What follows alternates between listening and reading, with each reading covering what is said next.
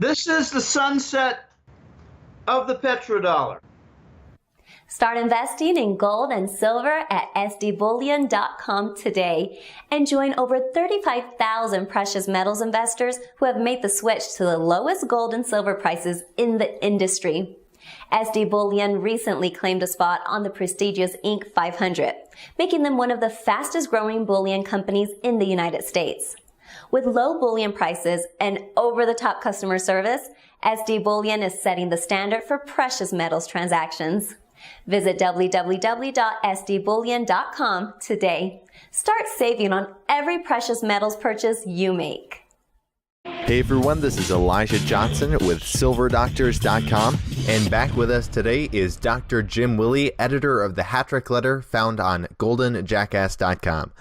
Jim, thank you so much for joining us today. It's a pleasure to be back. These are climax times, not just interesting times, and you can actually point to maybe 3 or 4 different events every week related to the sunset of the dollar. Very exciting, also quite dangerous. As much interesting and intriguing as dangerous for the disruptions. I think that we're going to see a number of events happen in the next several months that could hit the U.S. mainland. I mean, like difficulties with imports. I mean, with pressures to launch a new dollar, domestic only. I mean, just problems separating the dollar domestically from the dollar in foreign banks. This whole issue of the petrodollar, payments internationally for oil, the whole system is breaking down that has stood since 1973 or so. These are very interesting and disruptive times. And, you know, I try to watch once in a while the U.S. news, and I've yet to find a story that relates to the dollar and its transition. It's still the same old BS regarding, you know, the budgets and Russian element with Trump, and now it's the National Football League and the national anthem, and it's just a bunch of nonsense in the news that does not relate to the most important issue, I think, in 40 years. We just had one of the most important events occur in the last 40 years in the financial front, and that was China announcing the imminent rollout of their oil yuan gold futures contract. They're essentially setting up a vehicle, an instrument, which will create a platform whereby countries can buy oil and pay for it, not in dollars, but in gold. Unbelievable. This is going to take shape, Elijah, into what I have forecasted for the last 3 or 4 years, maybe more, 5 years. Yeah, it was right around 2012 and 13 that I forecasted the arrival of the gold trade note. And I said it would first arrive in the oil market. It would be an instrument whereby countries would post a gold deposit, like in a margin deposit. And it would be used to secure the payment for a shipment of oil, like a tanker. And that is exactly what China just did. It's going to take shape eventually into what I call the gold trade note, which is basically a short-term bond, a bill. If you reduce the duration, the maturity of a U.S. Treasury bond, you get a U.S. Treasury bill. They're going to shape this oil for gold contract with the Chinese currency in the middle. They're going to shape it eventually into a short-term bill. And that will be exactly the gold trade note that I've been describing. So this is the sunset of the petrodollar. If you're looking for really solid evidence that the petrodollar is dead, look no further than for discord and disunity and fracture of OPEC itself. The oil cartel is pretty much a dead, defunct entity. And that's not an exaggeration. You can look at the last 2 years of their meetings, 2 years of their accords. Nothing is honored, only bickering. And I love to say this. They cannot agree on their name tags or their lunch menu. And now the irony is thick. They had agreements on oil output in OPEC a year ago, and Saudi did not honor them because Saudi needs a lot of income to finance their filthy, dirty criminal war in Yemen. And now the opposite has occurred, Elijah. The Saudis are trying again to limit the output with some kind of Russian cooperation, and the other OPEC nations are not honoring it. So OPEC has no unity, has no accords, and OPEC is on the verge of being replaced by other energy cartels. This is very exciting, but also filled with risk. Now, with regard to the gold-backed oil's futures contract denominated in yuan, you talked about how, this is basically that the Chinese will be able to trade oil in gold now, and it's not even using the US dollar at all because the futures contracts are denominated in yuan. Can you expand a little bit on how this will impact the dollar? Well, it pushes the dollar out of the room for the oil trade entirely, but I think only in the Eastern Hemisphere, among the Asian nations. Among China and its following of nations. It's going to be very interesting to watch countries like Korea and Japan, South Korea and Japan. Let's see how they arrange their payments. But if China has a contract for securing an oil payment, it's going to be interesting to see who latches onto this contract from the supply side. And the United States might pressure nations not to cooperate, but I think the Saudis and the Gulf region nations like Kuwait, Qatar, UAE, Bahrain, Oman, I think they're going to latch on. They don't want to lose their significant Chinese oil trade. It's interesting that the Arab nations in the Gulf are in competition to retain their Chinese oil trade.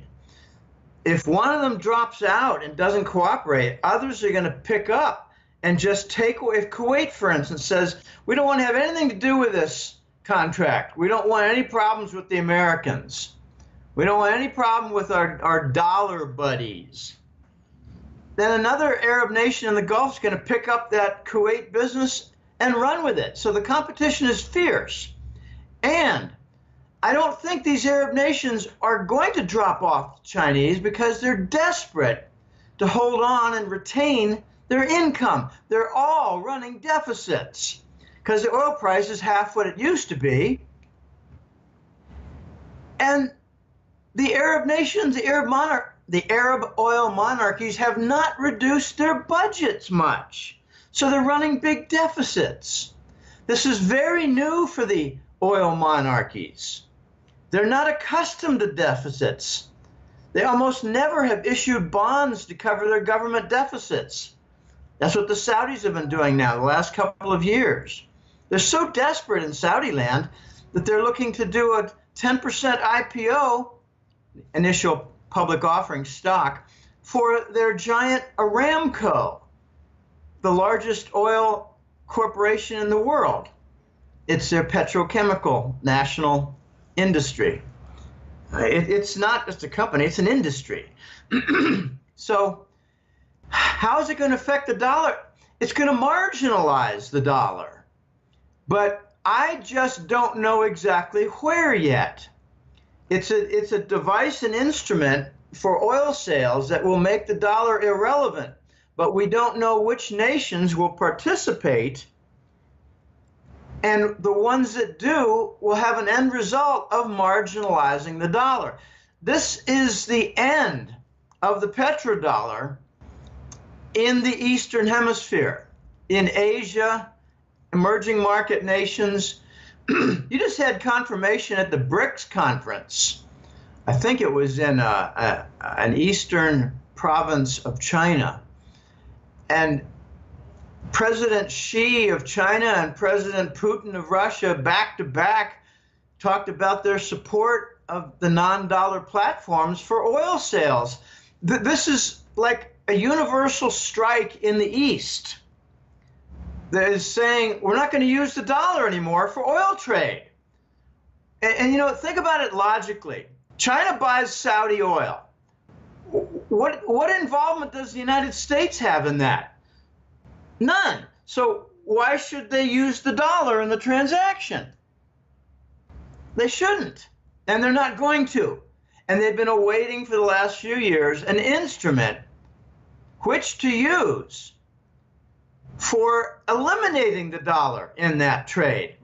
And what China has done is it's far more than pushed the dollar off the table and out of the room for Eastern oil sales. They've linked the oil market to gold. This is extraordinarily dangerous for the dollar. If a lot of other nations latch onto this, the United States might actually have a little bit of trouble importing oil.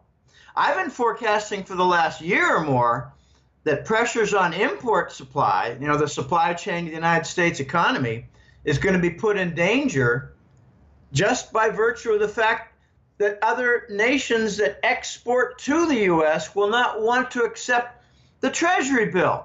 Well, if they start demanding this Chinese oil gold contract, and it really does need a short-term bill, a note, an instrument for trade that is exchanged hand to hand, where the backing of it is this futures contract in Shanghai. They need the note, the gold trade note. And I think it's coming. I mean, it's like saying, well, here comes the sunrise. All right, well, where are the shadows? Well, the sun's here. Well, where are the shadows? Okay, the shadows are coming. The shadows are the gold trade note from this contract. And oh my gosh, it's going to be very exciting to see what I believe it will be coming, and that is the U.S. government and the military saying, we're not going to fight this. It's what I call the peaceful coexistence and the dual universe. I think the dual universe is going to have the U.S. dollar centered in the West and the Chinese yuan and gold side by side, centered in the East. And the U.S. is going to say, well, you know, you want to do your trade for oil in RMB, that's fine.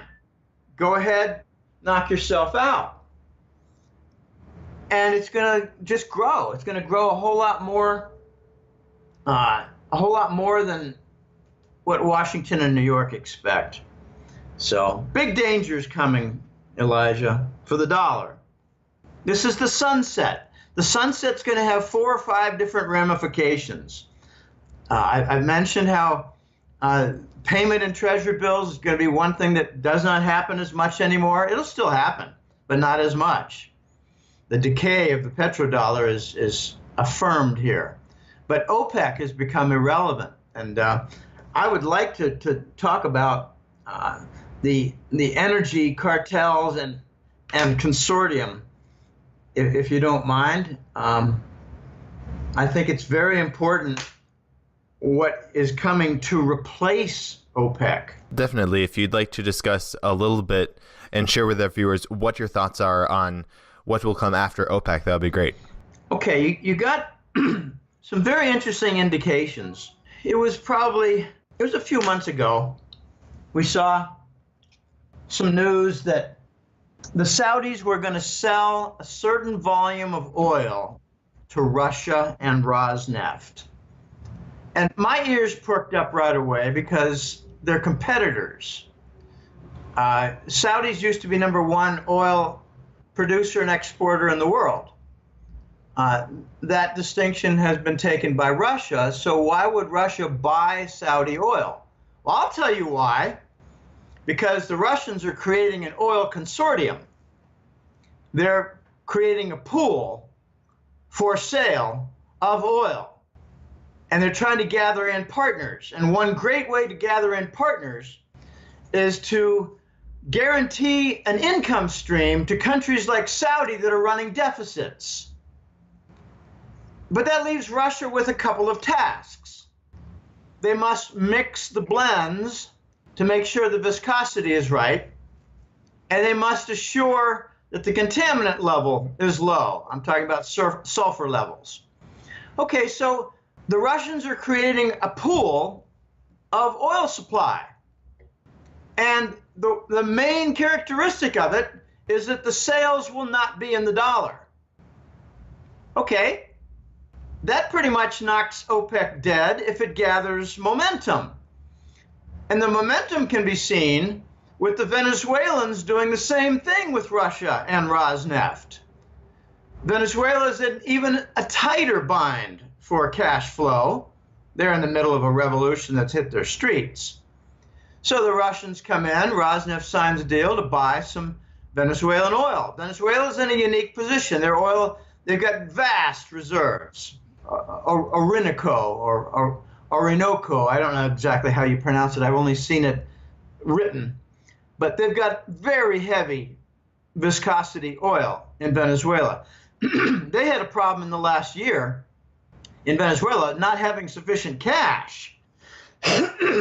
Cash to purchase Nigerian oil with which to mix in order to reduce the viscosity so that it's sellable in the oil market.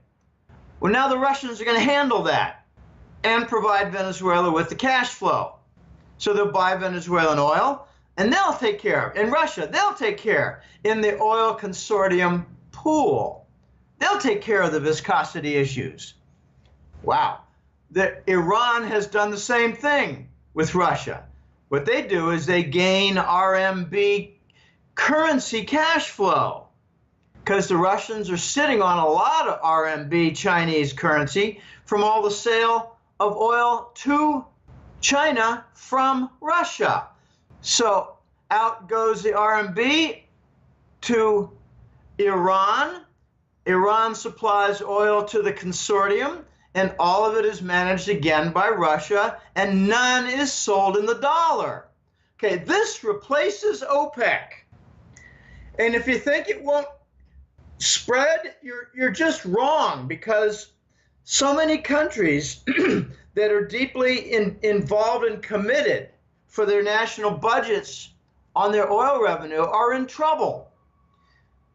Russian Rosneft is now in talks with Mexico for the same kind of deal.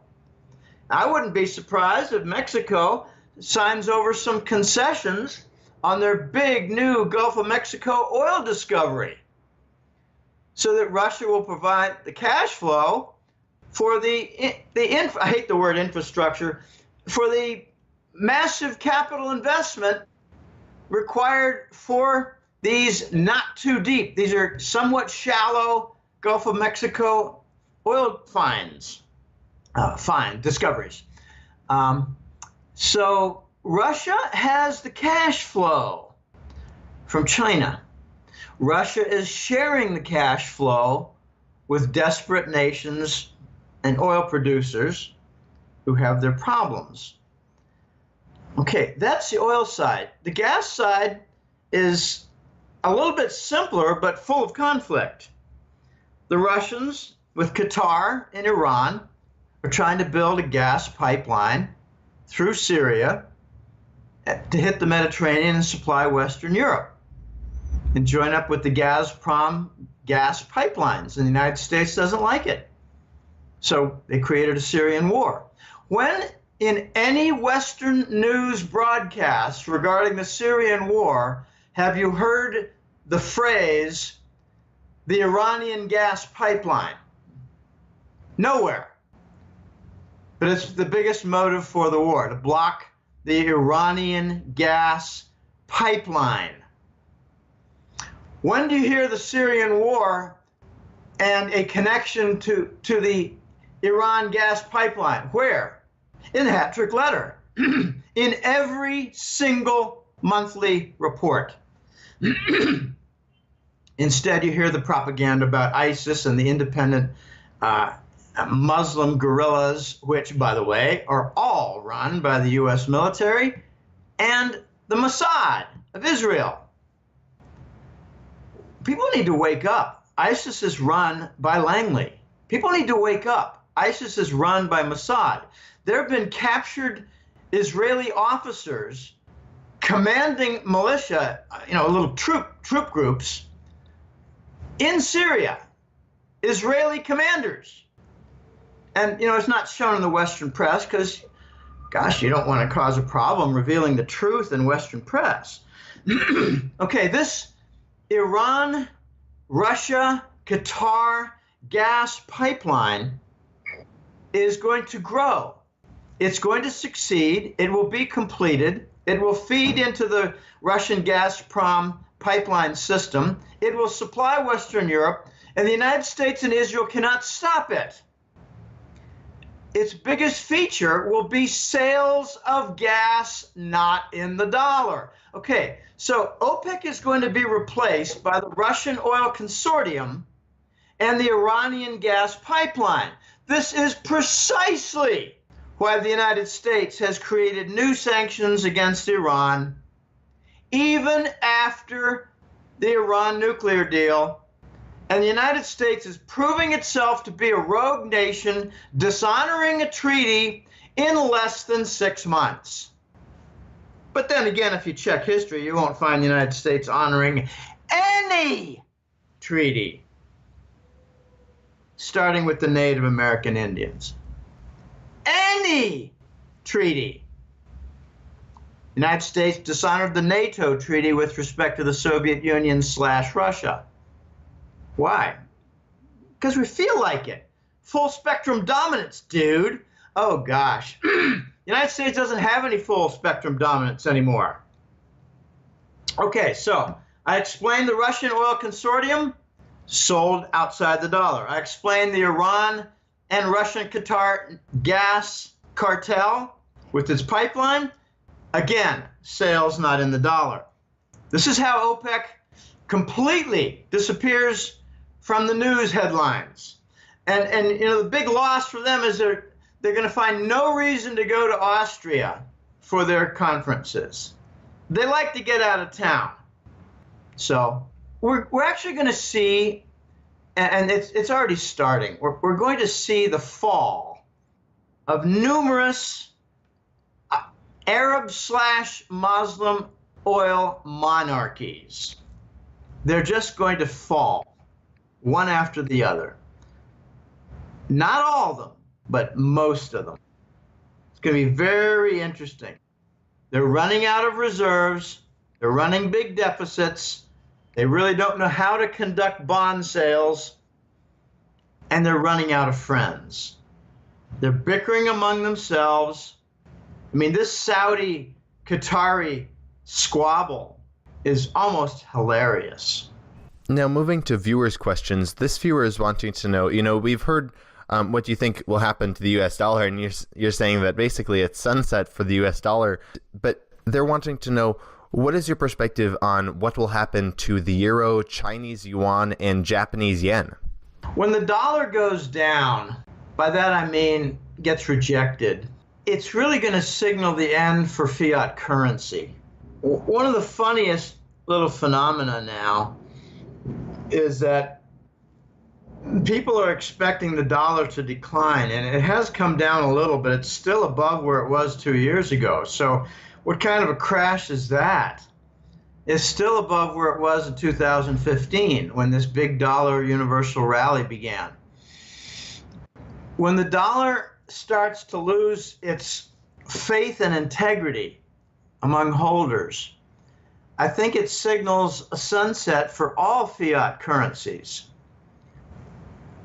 And that includes the euro and the yen. I wouldn't worry so much about the Chinese RMB being in trouble because they're going to be the first ones to convert and announce their redeemability in gold. By that I mean the Chinese will issue the first gold-backed currency. So I wouldn't worry about the RMB for its value. I'd worry about the nations that don't climb on the gold wagon. The euro is a unique currency, but the funny part is you can't see a big decline in the dollar index because 52% of the dollar index is the euro. So how high can the euro go given all of its problems? I mean, like huge deficits by member nations, disunity among the countries themselves in the EU, disputes over the Arab human garbage influx, disputes over the Russian sanctions and orders by the U.S. government to toe the line, rejection by the EU member nations of the United States fascist trade union, resistance by the EU member nations in NATO for arming even further near the Russian border. Okay, so these are the European problems, in addition to huge bank insolvency in the southern nations like Italy and Spain, Portugal. I mean, Greece is destroyed. You don't need to talk about them anymore. That's mission accomplished. So if the dollar goes down a lot, how much can the European euro go up? Not much. So, you've got a tethering there. It's like a sinking swimmer.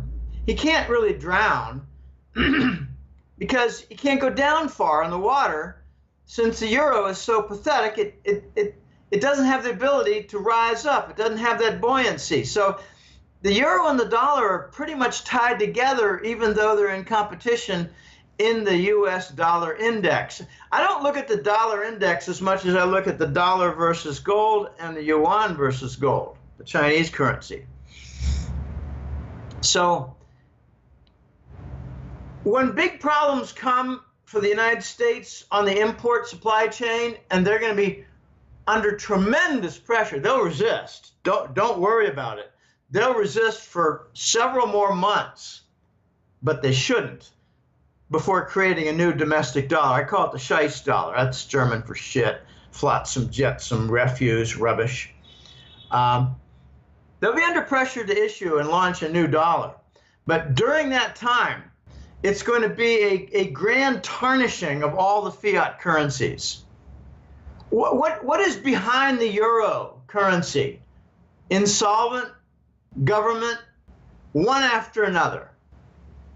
Sovereign bonds that aren't worth crap that are supported by the European Central Bank, just like the Treasury bonds supported by the Fed. Take away the Fed, take away Draghi's Euro Central Bank, and all the Western European and US bonds start to crater. And the bond yields go up, up, up. I mean like 10%. They call it stimulus. It's not. It's disaster prevention. So in the coming months, you're going to see a lot of tarnishing of the fiat currency regime. And I think all those currencies mentioned by you, except for the Chinese, are going to be in big, big trouble. I mean, the Japanese have a significant export industry, and that keeps their currency going. But they've got the largest deficit per GNP, the percentage of GNP. They have the largest deficit compared to the size of their economy of any nation that is a U.S. strong ally. They're just in pathetic shape in Japan. So I'm watching Japan to see how much they tie in with the Chinese golden moorings, the big pier to save the ships and dock the ships. How much is China going to link up with Japan? And that's not all. It's Japan linking up with Russia for LNG gas facilities and gas pipelines. They're starting a construction of a gas pipeline. I'm surprised the United States doesn't try to blow it up. That's what we do. We blow it up because that's good for the global economy, right? Blowing things up. Am I off base here, Elijah? Is the U.S. priority of blowing things up in the global economy, is that good for the global economy? Definitely not. That's all we do. That's all we do. One area after another. Threats to keep up the dollar support. Internal terrorism infused. Threats with military exercises nearby. Sanctions. Obstructions. And arms sales, while China does the opposite. They set up commercial deals, infrastructure, construction deals, barter funding deals, construction of community schools, railways, various things, port facilities. The U.S. blows things up because that's good for the global economy. Blow things up. Well, what they're blowing up is the dollar, Elijah. And it's happening in real time. And now it's starting to accelerate with this Chinese oil for gold instrument. And it's got a launch planned in a few weeks. Going to be very interesting to watch. And in my view, it's kind of a follow-on for the Hong Kong Gold Exchange, which will work very closely with the Shanghai Gold Exchange. So you have two Chinese gold exchanges, one leg of the Chinamen inside China, the other leg outside China. But, Hong Kong is kind of both in and out of China. It still acts like a British colony with its independence, but the Chinese have told Hong Kong, just continue in your independent ways under our blessing. Okay, so that's the Chinese rule of the day with respect to Hong Kong. They haven't changed much in the way they operate. One of the biggest changes that's come to Hong Kong is not so much commercial events as it is Chinese bringing over cash to Hong Kong because they expect their own Chinese holdings to go down temporarily in value, and they expect the Hong Kong dollar to go up when they drop their peg versus the dollar. So there's a lot of Chinese money coming into Hong Kong banks. And the other one is more a social phenomenon. It's the appearance of a lot more Chinese with bad teeth, bad dental appearance, and they're from mainland China. And there's a rude practice that's really quite popular and extremely noted in Hong Kong, and that's Chinese natives jumping the line for taxis. So the interaction between China and Hong Kong is a little bit strained, but very interesting.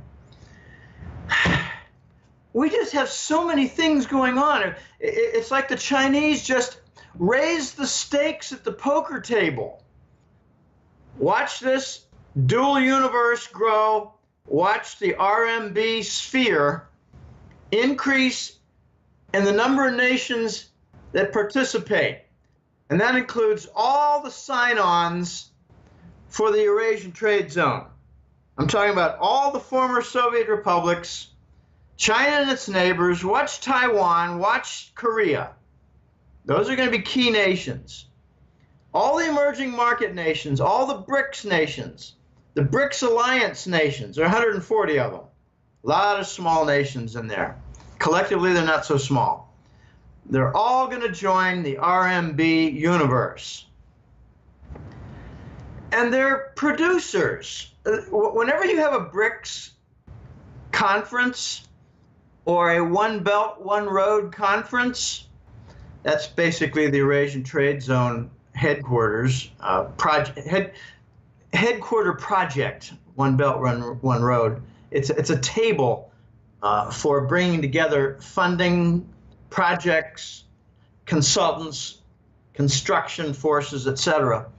Whenever they have a meeting, they tend to remind us that they control a significant portion of the global population and the global economy. That's what I called a couple of years ago critical mass. The East, with the Eurasian trade zone, with the emerging market nations, and with BRICS, they provide the critical mass for abandoning the dollar. And they will form the nucleus of the RMB universe. U.S. cannot stop it. We can't do our usual thing of invade, destroy their economy. We cannot do our usual thing of sanctioning their banks and strangling them for their cash input. We can't do our usual thing. We cannot blow them all up. I have a new catchphrase. The United States is going to continue in its path and alienate the rest of the world, including its allies. And that will earn the United States its isolation. First comes the isolation financially and economically, Elijah. Moving now to this next viewer's question, Larry is wanting to know, when the dollar goes away and freezes up, what will happen to home mortgages? Wow, this is one of the big mysterious questions. It's not just home mortgages, car loans, it's, room addition loans, second mortgage line of credit, all these different financial credit lines. What's going to happen? We don't really know. So what I like to do is cite precedent and cite the opposing factions with their forces. The precedent is 1993, Mexico. They had a big devaluation of about 30%. Robert Rubin was Treasury Secretary at the time for the U.S. government, Clinton administration. I remember it like it was yesterday. I remember where I was living. I remember watching the news when it was happening. I remember the turmoil in the currency markets. It was big news.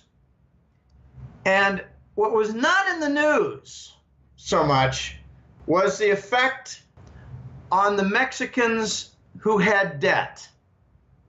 In the following years, it became very clear what happened. Their debt balances went up because the currency for the Mexican peso went down. In other words, the debt balances remained constant with respect to the former valuation of the Mexican peso. Why'd they do that? So the banks would not lose anything. The Mexican banks screwed the Mexican citizens and credit holders. I don't like that word. Borrowers. Okay. In the United States, let me say comfortably that the banking community, the bankers, and that whole political force has 100 times the power of the Mexican banks in 1993. So will the American banks require the borrowers to suffer in order to preserve the bank balance sheet? Hell yeah! Where will that be applied? Home mortgages, second mortgages, car loans, construction loans. I'm anxious to see what happens with the big commercial loans, like, say, IBM with its JP Morgan credit line and loan portfolio. How's that going to be affected? That's going to be the real interesting side, because I expect the homeowners and the little guy, the borrowers in the United States, to get a hot poker up their bums. They're going to get screwed badly. It's going to lead to a lot of defaults. If you thought that the end came for home foreclosures, no, it's going to be a second round. I think it's going to be with the introduction of the new dollar and the preservation of the loan balances with perspective on the amount at the origin from the banker's view. They're going to preserve their loan balance. You think the banks are going to say, well, we got a 30% devaluation of this new Scheich dollar. We're going to give a 30% discount to all our $1 trillion worth of mortgages? Hell no! So you got the forces of the banks preserving their balance sheets versus the individuals fighting off bankruptcy. I expect the bankers to win because the bankers are running the U.S. government with the help of the narcotics boys at Langley. If you think I'm far off, you're dead wrong. Dead wrong. Wall Street banks rely on a significant portion of their income from narcotics money laundering. They're all in this together. They're not going to say, let's give a nice big discount to the homeowners and the car owners. Let's help them out. I'm not going to do it. I don't think there's going to be any break to the U.S. citizens who are borrowers. Now, if the U.S. government and the Fed are consistent and fair players in their largesse and their excesses, they will do some kind of a derivative conversion to help out all the mortgages. Let's watch to see what they do with the FHA-backed Fannie Mae mortgages. Will they let them fail, or will they work some kind of a derivative in there to preserve the payment schedule? This has many different sides to it. It's worth watching the FHA/Fannie element with respect to the banks and the mortgages and the homeowners. That's where rubber will hit the road. That's going to be where the guidelines are made. The little banks, though, if they grant the discount on the devaluation to the little guys, the little banks are going to die very quickly. So I don't expect that they will. Again, Mexico is your precedent. It's really not in the news. Mexico's history is not in the news. It's well established what they did. They helped the banks. All right, now moving to our last viewer's question. This viewer wants to know what resources they should look to in order to keep up with the issues and events you talk about. Do you recommend any news sources or websites? Sure. www.goldenjackass.com. It's called the Hat-Trick Letter. It's the best assembly of information regarding the sunset of the dollar and the rise of the gold trade note. I've been talking about the gold trade note for 3 years at least. So my clients are not saying, wow, that came out of left field. Instead, my clients, I'm talking about at least 50 email compliments in the last 2 weeks. Clients are saying, wow, Jim, this is exactly what you've been talking about for the last 2 years. So I'm not going to recommend the Wall Street Journal. I'm not going to recommend a host of other websites. I'm going to recommend my newsletter because I got it right. Well, I guess before we let you go, are there any last thoughts you'd like to add? And so the website then is www.goldenjackass.com if they want to learn more. That's the website. It's been in operation now with the newsletter for 13 and a half years. Just had issue number 162, Elijah. On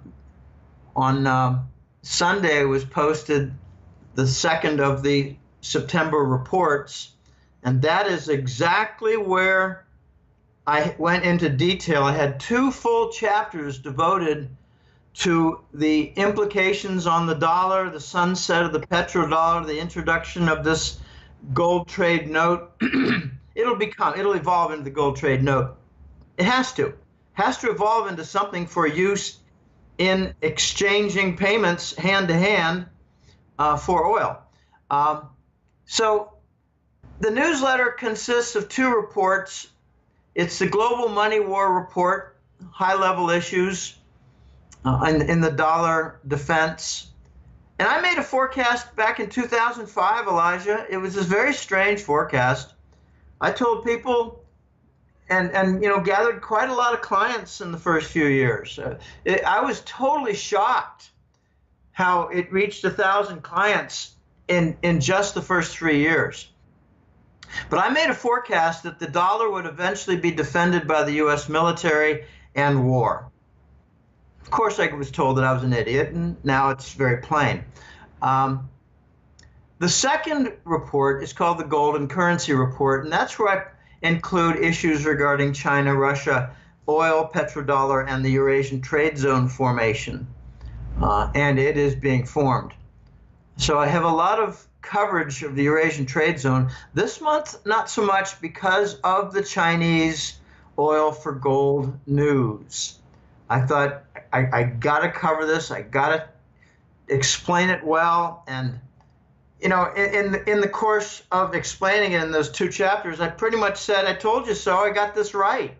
I regard this forecast on the gold trade note, Elijah, to be the most important correct jackass forecast in 13 years. So if you're looking for a good source of information, start with goldenjackass.com. What are you waiting for? Why would you want to go to some other sites that only have a trickle of information on the sunset of the dollar and the rise of the gold trade note and the reinstallation of the gold standard? I even lay out how it's going to happen in its order. First, with trade payments, and oil in particular. Second, in bank reserves. If banks don't need to hold as many dollars for oil payments, they're not going to. They're going to dump their treasury bills, treasury bonds, and buy up gold, bullion. Okay, the third and final way the gold standard comes into being will be gold-backed currencies. And it'll really be kind of an echo event of the gold trade note backing a currency for oil purchase. And some clown analysts like Charles Hugh Smith have come out with a second denial analytic essay on how the gold standard just cannot work. And it's really shoddy analysis. And it's sad to see because he overlooks a very simple principle. You can have gold backing of currencies if you move up the gold price by a factor of 5 and then install what's called a cover clause for gold and the currency. By that I mean, take this for instance. The Chinese announced their RMB is gold backed, but it's got a 5% cover clause. So if you come up with $1 million of their Chinese currency, you go to their window and you say, I want $50,000 worth of gold, 5% cover clause, redeemable in 5% of its face value on the currency. Smith doesn't get this. He just repeats his stupid arguments that are vapid and not relevant. Okay, there's lots and lots of bad analysis out there. One of the most popular anti-gold arguments is we have so much cash, we can't back it all by gold. Well, sure you can. You have a $7,000 or $12,000 gold price per ounce. You can back a lot more gold. You can back a lot more of the currency.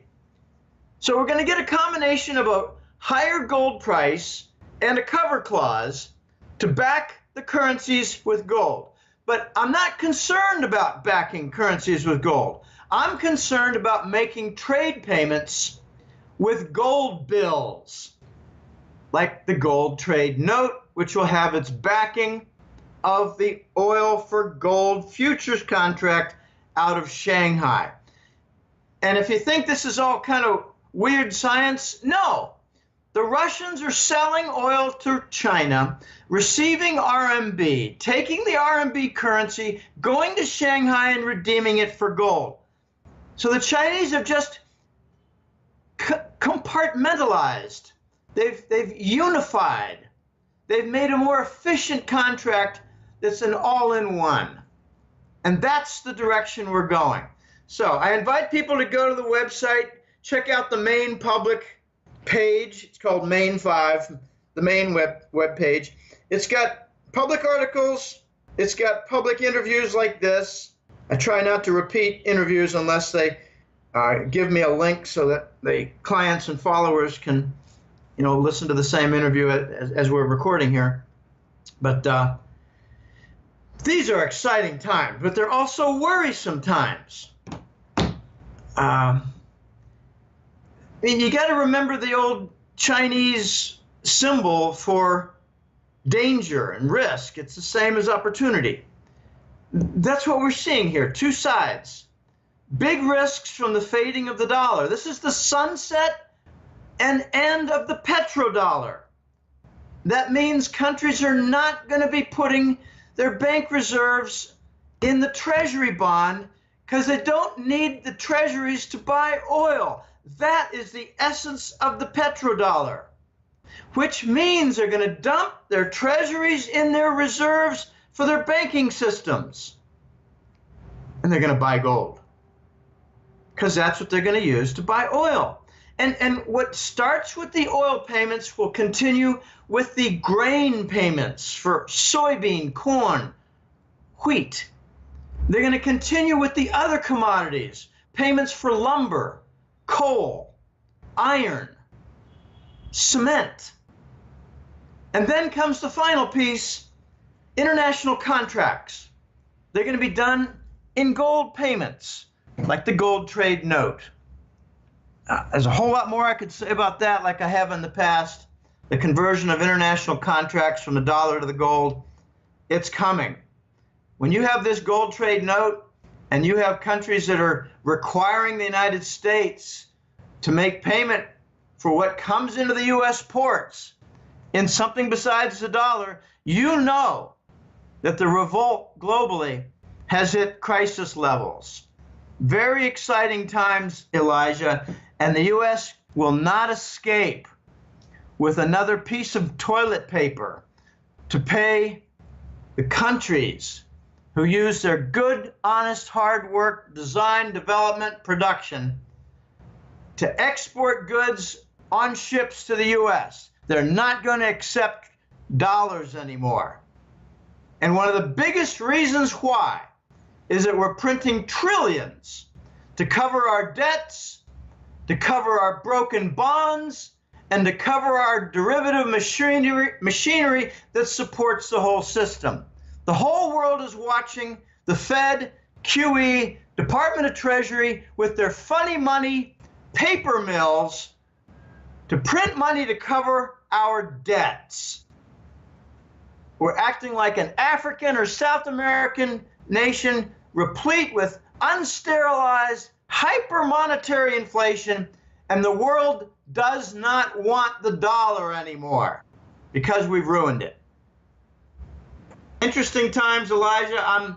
I get up in the morning and I go to my computer to do various tasks, and then I immediately look to see what are the new events of the day that continue in the non-dollar parade, the anti-dollar movement.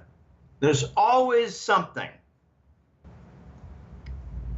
All right, well, thanks for having me on, Elijah. It's been fun. It's always interesting, and I hope your listening audience goes to goldenjackass.com. I mean, there's a lot of economic damage out there. So when people make a new order, I realize they're probably under some kind of hardship. Very much appreciated. These are difficult times for people. But we must remain informed, because you turn on the U.S. news and all you get is a bunch of rubbish. I don't give a rat's ass about whether the NFL players are on one knee or still in the locker room during the national anthem. One detail people need to know about the NFL like that is that the U.S. military has a $5 million contract to the NFL annually to have honor guards on the field. We've militarized our sports arenas. So there's a little bit of resistance. All right, well, thanks for having me on, Elijah. Good luck to you. Same to you, Jim. Thank you so much for your time. All right, bye now.